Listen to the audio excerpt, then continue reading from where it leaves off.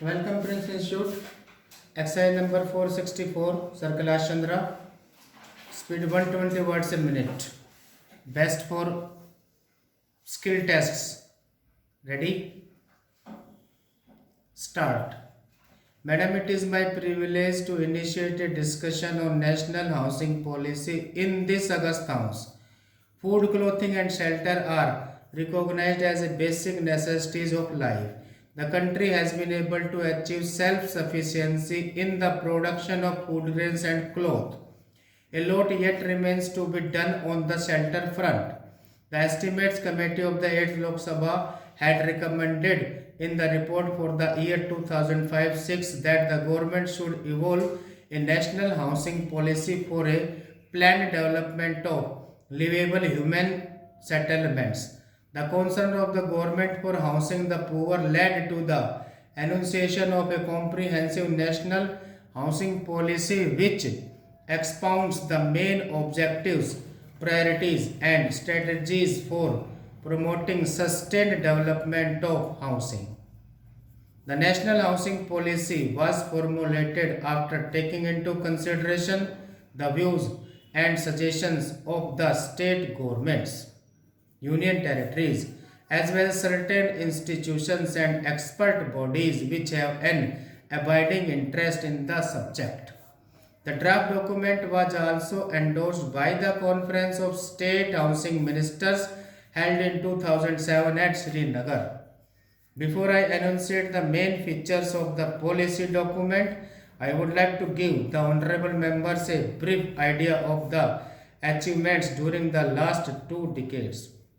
Under various social housing schemes promoted by the government, about 6 lakh houses have been constructed by different state housing agencies till the end of March 2005.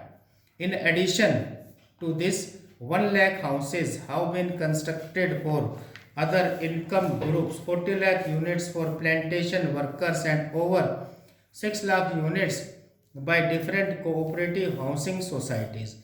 Under my ministry's directions, HUDCO has since its inception sanctioned over 5600 schemes in almost all the states and union territories at a project cost of about rupees 4600 crores till the end of October 2008. This will result in the construction of about 14 lakh dwelling units in urban areas and 15 lakh dwelling units in urban areas. The HUDCO has also been supporting the sites and serviced schemes on a large scale. Over 2 lakh developed plots will be provided as a result of HUDCO loans so far.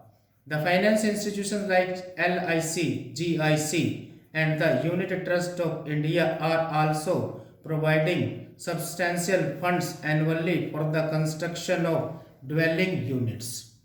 The policy document outlines the main goals to be achieved in housing by the turn of the century and states the basic objectives, priorities, and main target groups which it intends to focus on.